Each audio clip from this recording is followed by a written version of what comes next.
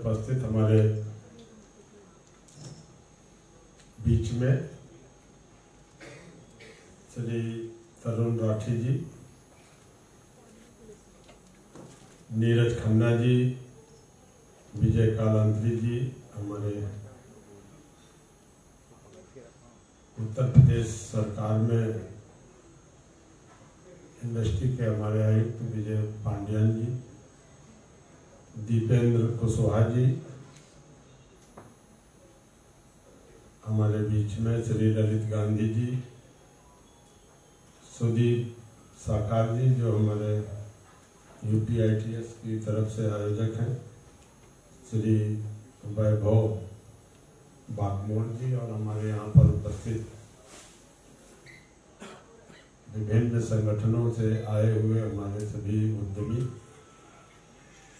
पत्रकार साथियों, आज हमें बड़ी खुशी है कि हम लोग आज महाराष्ट्र में आपके बीच में जो तृतीय संस्करण यूपी इंटरनेशनल ट्रेड शो का उत्तर प्रदेश सरकार आयोजित करती है, उसके रोड शो में भाग लेने का अवसर मिला। ये तृतीय संस्करण उत्तर प्रदेश का 25 से 29 इंटरनेशनल ट्रेड शो पहली सरकार है योगी आदित्यनाथ जी के नेतृत्व में, माननीय मोदी जी के मार्गदर्शन में उत्तर प्रदेश ने अपना ट्रेड शो का आयोजन करने का निश्चय किया, जिसका तृतीय संस्करण में आप सभी को हम आमंत्रित करने आए हैं। आज उत्तर प्रदेश लगातार प्रगति पर है। कई लोगों ने कहा कि प्रदेश बदल रहा है, लेकिन प्रदेश बदल नहीं रहा, प्रदेश बदल चुका है। किसी भी प्रदेश में रोजगार के लिए कृषि के बाद सबसे बड़ा सेक्टर MSME का होता है। उत्तर प्रदेश में 96 लाख MSME इकाइयां हैं और लगभग 2 करोड़ लोगों को रोजगार देने का काम MSME उत्तर प्रदेश में कर रहा है। और उद्योगों की प्रगति के लिए प्रदेश में इंफ्रास्ट्रक्चर का डेवलपमेंट मूल आधार है। आज उत्तर प्रदेश में कनेक्टिविटी में रोड कनेक्टिविटी, आपकी रोड में जितने भी हाईवे हैं, बहुत सारे लोग यहाँ उत्तर प्रदेश से 17 के पहले और आज की स्थिति में उत्तर प्रदेश को देखेंगे तो पूरे प्रदेश में रोड के मामले में सबसे नंबर 1 स्थान उत्तर प्रदेश में है। कोई ऐसा हाईवे नहीं है जहां आपकी गति 90-100 के नीचे काटा जाए। एक्सप्रेसवे सबसे बड़ा प्रदेश है एक्सप्रेसवे का। हमारे यहाँ यमुना और इसके बाद बुंदेलखंड एक्सप्रेसवे, पूर्वांचल एक्सप्रेसवे और एक बड़ा एक्सप्रेसवे गंगा एक्सप्रेसवे है, जो पहले प्रयाग से लेकर के देहरादून तक जोड़ने का था। और जब महाकुंभ का आयोजन हुआ तो वहीं कैबिनेट में हमारी सरकार ने बैठक में प्रस्ताव किया, क्योंकि डिमांड थी कि इसको सोनभद्र से भी जोड़ा जाए, चित्रकूट को भी जोड़ दिया जाए और इसको पूर्वांचल से भी जोड़ दिया जाए। तो इसी वित्तीय बजट में जो हमने 7.5 लाख करोड़ का जो बजट पास किया, इसी में उसका पैसा पास करके उस एक्सप्रेसवे को भी बढ़ाने का काम किया। गंगा एक्सप्रेसवे सबसे बड़ा एक्सप्रेसवे, इतना बड़ा एक्सप्रेसवे कहीं प्रदेश में नहीं। आज रेल कनेक्टिविटी में आप देख लीजिए, पूरे प्रदेश में डेडिकेटेड कॉरिडोर के जो निर्माण हुए हैं उससे पूरी रेल कनेक्टिविटी हमारे उत्तर प्रदेश में देश में सबसे ज्यादा रेल नेटवर्क है। आज एयरपोर्ट की अभी चर्चा हो रही थी, हम जान रहे हैं कि अब महाराष्ट्र आर्थिक नगरी है, आज से नहीं बहुत पहले से। हम लोग कोई कंपटीशन नहीं, हम ये जरूर है कि महाराष्ट्र का बहुत बड़ा सहयोग उत्तर प्रदेश शुरू से करता है। बहुत सारे हमारे उत्तर प्रदेश के लोग यहाँ रहते भी हैं। अभी मैं पिछले दिनों आया था तो बहुत सारे उद्यमी उत्तर प्रदेश के थे, एमएसएमई से जुड़े हैं। और हमारे कुशवाहा जी भी हमारे उत्तर प्रदेश बॉर्डर भिंड के ही हैं, एकदम इटावा के बगल के। आपके उत्तर प्रदेश में एमएसएमई को बढ़ाने में हमारे यहाँ पांडियन जी एमएसएमई के आयुक्त हैं। ये भी जब से हमारे विभाग में आए हैं तो वहीं कानपुर के हेड ऑफिस में रह करके इनका प्रयास है कि 75 जिलों में ही पूरी तरह से एमएसएमई को कैसे आगे ले जाए। तो जो उत्तर प्रदेश में बेसिक तौर पर कनेक्टिविटी है वो बेहतर है। आज जेवर एयरपोर्ट आप देख लीजिए, जो हम लोग 12 एयरपोर्ट उत्तर प्रदेश में 17 से 24 तक हम लोगों ने जेवर एयरपोर्ट शीघ्र भी प्रधानमंत्री जी का समय माननीय मुख्यमंत्री जी गए थे लेने, बहुत ही शीघ्र जेवर चालू हो रहा है। आपका बनारस कार्गो के हैं ये, अयोध्या 12 एयरपोर्ट हम लोगों ने संचालित किए। आपकी विद्युत आपूर्ति पहले 17 के पहले कुछ जनपदों में बिजली रहती थी, नहीं बाकी बिजली से लोग परेशान रहते थे। आज हम लोग विद्युत भी आपूर्ति करने में और विद्युत के उत्पादन में भी हमने निवेली लिग्नाइट कारपोरेशन काफी जगह पर प्रयास सरकार ने किया है। और विद्युत की आपूर्ति उद्योगों के लिए हम लोग 24 घंटे देने का काम कर रहे हैं। और कानून व्यवस्था सबसे बड़ी चीज है। पहले उद्यमी डरता था कि कहाँ कब कौन उद्योग लगाएगा, कहाँ कब उसको कौन अपनी हुक्म भेज देगा, कहाँ की। तो ये सब चीज अब खत्म है। आप जान रहे हैं कि जितना भी उत्तर प्रदेश में आज कानून व्यवस्था के नाम पर हमारे योगी जी की चर्चा पूरे देश में होती है, जिस तरह से कानून व्यवस्था को हैंडल किया है। तो उद्यमों को बढ़ाने के लिए लगातार सरकार ने प्रयास किया और एक उत्तर प्रदेश में वातावरण तैयार किया। पिछले 2022 में जब इन्वेस्टर मीट का आयोजन होना था तो माननीय मुख्यमंत्री जी ने पहली कैबिनेट की बैठक में हम लोगों से कहा कि भाई हम लोग चाहते हैं कि पूरे प्रदेश में भी देश में भी हम लोग जाएं, विभिन्न शहरों में। यहाँ पर भी रोड शो हुआ था आपके मुंबई में, और दुनिया के कई देशों में हमें जाना। 8 ग्रुप बने और एक ग्रुप में हमें भी लीड करने का अवसर मिला। अबू धाबी और दुबई में हमारे साथ कई वरिष्ठ आईएएस थे। एक लक्ष्य था कि 15 लाख करोड़ तक का इन्वेस्टमेंट का अगर आ जाएगा तो बहुत होगा। एक लक्ष्य 15 से 20 का हम लोग लक्ष्य लेकर के चले थे। और हम लोग जब 8 टीमों में हम लोग दुबई गए तो वहीं से हमको 10 लाख करोड़ का इन्वेस्टमेंट के प्रस्ताव मिले। और पूरे प्रदेश में 22 में 40 लाख करोड़ से अधिक के एमयू हुए। और अब तक हम आपसे कहना चाहते हैं कि अभी लोकसभा के चुनाव के पहले प्रधानमंत्री जी ने 15 लाख करोड़ के ग्राउंड ब्रेकिंग सेरेमनी लखनऊ से उन्होंने करने का काम किया था। और 10 लाख करोड़ के प्रस्ताव ग्राउंड ब्रेकिंग सेरेमनी के लिए तैयार है। आज उत्तर प्रदेश में एक वातावरण पैदा हुआ। पूरे देश से, पूरी दुनिया से लोग आना चाहते हैं, क्योंकि प्रदेश बड़ा प्रदेश है, 25 करोड़ आबादी का प्रदेश है। वहां स्किल वर्कर भी है, श्रम भी है, बाजार भी है।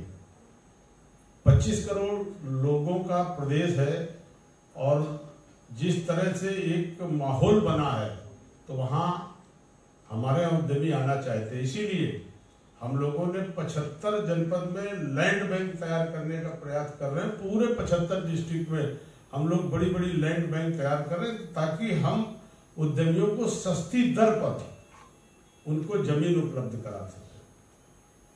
विभिन्न जनपदों पे हम लोगों ने स्कीम भी प्लग पार्क की एक स्कीम चालू की है, जो अगर कोई प्राइवेट व्यक्ति कोई अपना इंडस्ट्रियल पार्क बनाना चाहता है तो उसको हम 50 लाख रुपए प्रति एकड़ उसको डेवलपमेंट करने के लिए दे रहे हैं। स्टैंप ड्यूटी खरीदने के लिए छूट, अगर वो किसी इंडस्ट्री वाले को बेचेगा तो उसको भी हम लोग छूट दे रहे हैं।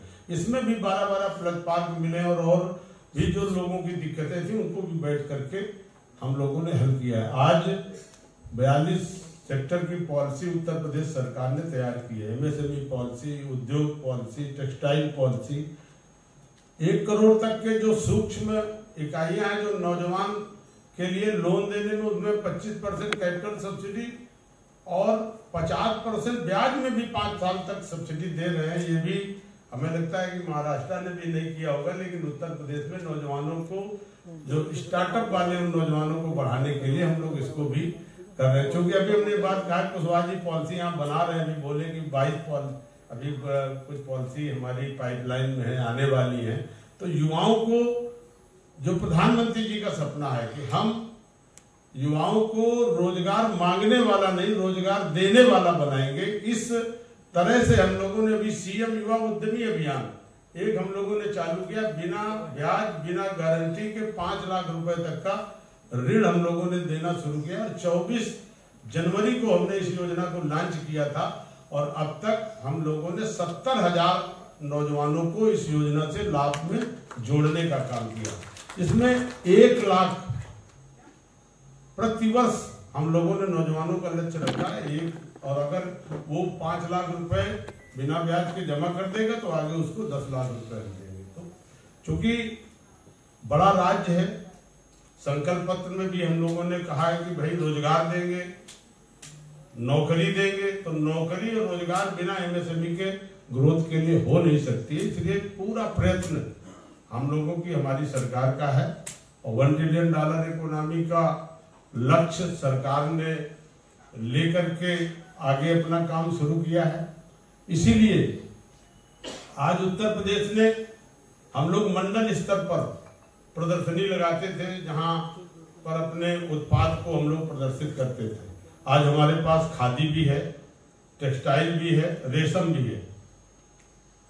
मुख्यमंत्री जी का विजन था कि हम कम से कम कोई ऐसा काम करें जिसमें पूरे उत्तर प्रदेश के जो एमएसएमईज हैं, जो हस्तशिल्पी कारीगर हैं, जो हमारे ओडीओपी के लोग हैं, इनके उत्पाद को एक मंच मिले, एक जगह मिले।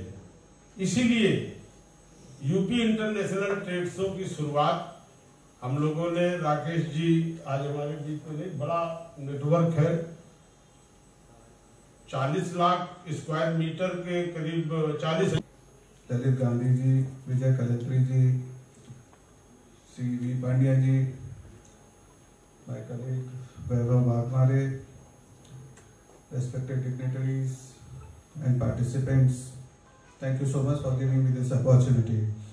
I extend my heartfelt gratitude to the government of UP for inviting me for this special occasion.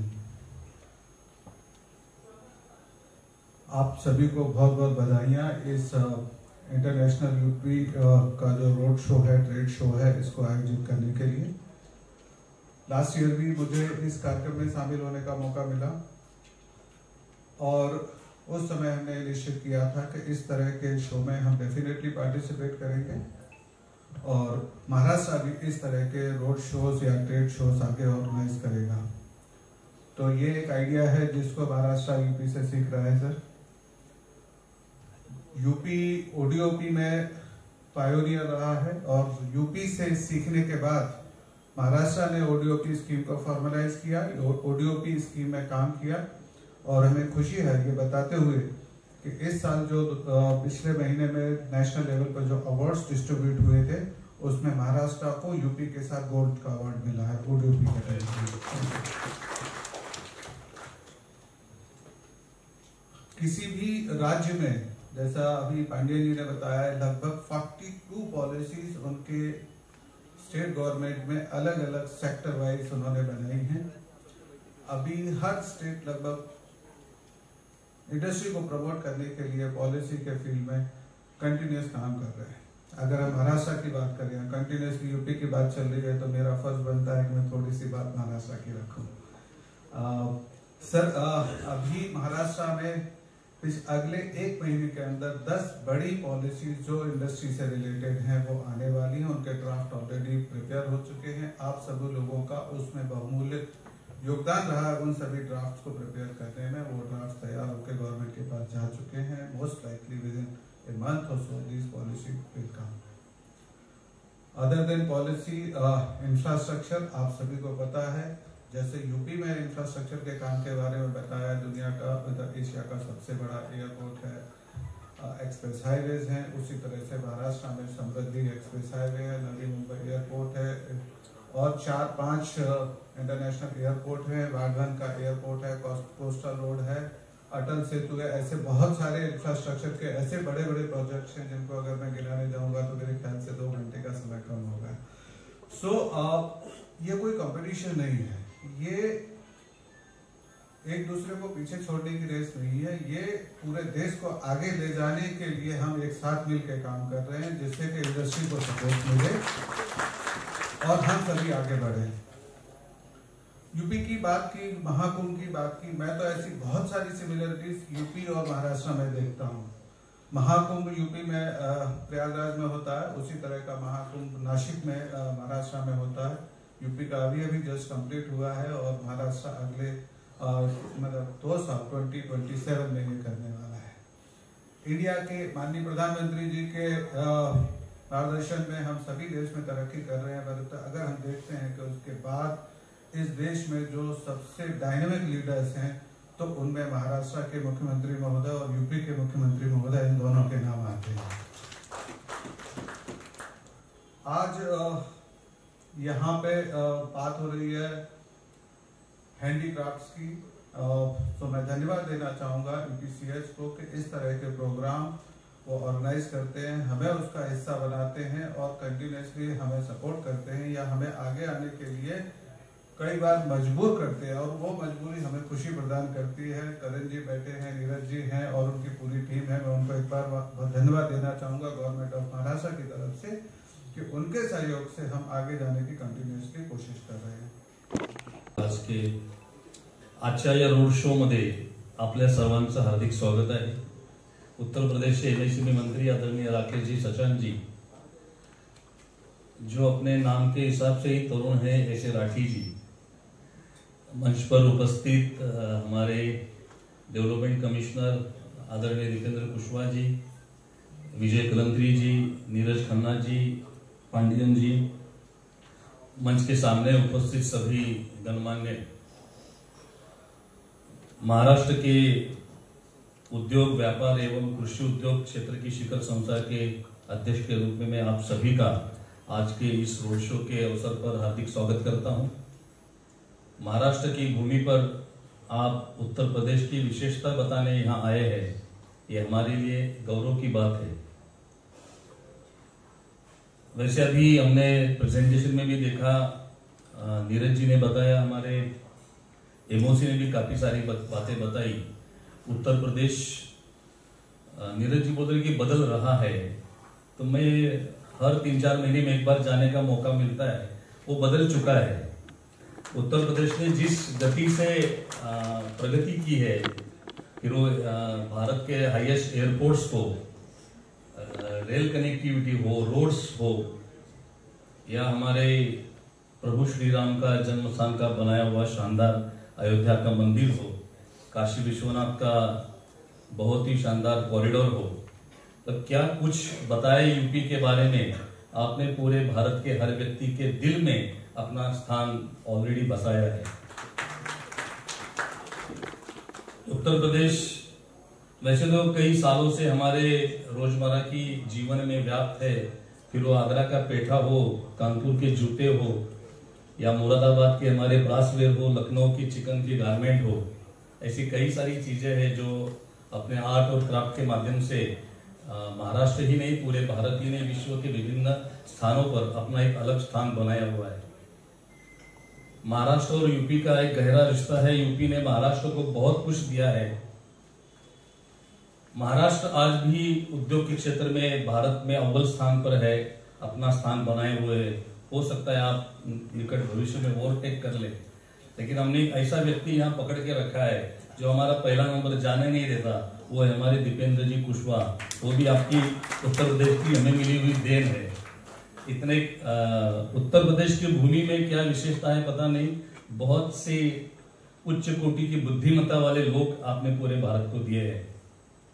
देश को चलाने वाले सर्वाधिक प्रधानमंत्री तो आपने दिए ही है। आज के प्रधानमंत्री भी यूपी होके ही दिल्ली के उस स्थान पर पहुंचे हैं, तो निश्चित ही उत्तर प्रदेश की भूमि की कुछ विशेषता है जो आप इतने आगे अग्रस्थान पर हमेशा ही रहे हैं इस देश को आगे ले जाने में। जब हमारे प्रधानमंत्री वसुधैव कुटुंबकम की बात करते हैं तब उत्तर प्रदेश की भूमिका इस विकसित भारत के अंदर निश्चित ही बहुत महत्वपूर्ण है। महाराष्ट्र की ओर से जैसे नीरज जी ने बताया कि हमारे डीसी इतने एक्टिव है, जो मैं अध्यक्ष बना हूँ 3 साल से, मैं उस दिन से देख रहा हूँ इनको जिस for this third edition, because this edition should be a different edition, because after 2 years of experience, 2 years of editions has been passed, and which was good, but every day we learn the new things. So this show would be in different manner. Lot of customers are coming, lot of B2C, B2B buyers are coming. Domestic market is like booming up right now. So you will be all the exporters or the retailers who want to showcase their product or they want to buy their product are most welcome to attend this show. And sir, as EPC has already been a associate partner with IML and UP Trade Show, I assure you to get the maximum of customers to this show, to make this show successful. UP बदल रहा है, आज जो हमारा नारा है वो UP बदल रहा है। यूपी अब यूपी जैसा नहीं है, पहले जैसा नहीं है। आज अगर आप देखते हैं यूपी के अंदर कानून व्यवस्था, बिजनेस और जो मल्टीनेशनल कंपनीज हैं उनका आना, ये अपने आप में एक बहुत बड़ा स्टेट हो गया है। और इस स्टेट में लोग अब अपना इन्वेस्टमेंट करना चाहते हैं। मुझे लगता है कि हमारे जो देश के प्रधानमंत्री हैं उनका जो विजन है उसको साथ में लेकर के हमारे स्टेट के मुख्यमंत्री श्री योगी आदित्यनाथ जी जो चल रहे हैं, जो हमारे $1 ट्रिलियन के टारगेट्स हैं, जो हमारी स्पीड है, उसको हम निश्चित रूप से अचीव करेंगे आप सब लोगों के सहयोग से और गवर्नमेंट के सहयोग से। मंत्री जी के बारे में मैं आपको थोड़ा सा बताऊंगा। मंत्री जी he has been so active in all the MSME things. हमें अगर कोई भी दिक्कत आती है तो हम लोग आपके पास जाते हैं, जाने से पहले ही हमारा काम तैयार होता है। मंत्री जी का काम करने का तरीका बहुत सुपर फास्ट है और ऐसे अगर मंत्री हम लोगों की स्टेट में काम करने के लिए हमारे डिपार्टमेंट में होते हैं तो हमारा काम निश्चित रूप से चौगुना होता है। तो मैं आपका भी मंत्री जी धन्यवाद करता हूँ एक्सपोर्ट प्रमोशन काउंसिल की तरफ से। उसके साथ साथ हमारे बीच में दीपेंद्र सिंह साहब हैं। He has been in the Maharashtra government, IAS officer हैं। कल हम we went to meet him and we got the super support. आपका जो कार्यशैली है वो बहुत डिफरेंट है। मैं कल बहुत खुश हुआ और बहुत इम्प्रेस हुआ आपकी कार्यशैली से। जो हम लोग मुंबई के अंदर, पुणे के अंदर एक अपना सेंटर खोलने के लिए बात करने गए थे, तो जिस तरीके से इन्होंने हमें हैंडल करा और हमारी बात को समझा, मुझे लगता है सर 15 अगस्त से पहले हमें हमारा जो सेंटर है उसका जो बिल्डिंग और लैंड है वो हमें मिल जाएगा, जिससे हम उम्मीद करते हैं हम कि यहाँ के जितने भी आर्टिजन्स हैं, एक्सपोर्टर्स हैं, उनको उस सेंटर से बेनिफिट हो। आज की तारीख में अगर हम बात करें तो ब्रांड डेवलपमेंट बहुत इंपॉर्टेंट है। ब्रांड डेवलपमेंट के लिए हमें डिजाइन पार्ट हमारा बहुत इंपॉर्टेंट है। तो हम लोग ये फैसिलिटी क्रिएट करेंगे यहाँ पर कि यहाँ के एक्सपोर्टर्स को उनसे संबंधित, उनके प्रोडक्ट से संबंधित डिजाइनर्स की पूरी टीम यहाँ मौजूद हो। अगर कोई नया एक्सपोर्टर बनना चाहता है, उसको किस तरीके से एक्सपोर्ट करना है, उसका पूरा नॉलेज सेशन यहाँ इस सेंटर में मिलेगा। और उम्मीद करते हैं कि EPCH जल्दी इस सेंटर को गवर्नमेंट के साथ में ट्राइपोड एग्रीमेंट करके, और मुझे लगता है कि हम 2-1 महीने में इसको हम इनॉग्रेट स्थिति में ले आएंगे। जय हिंद, जय भारत।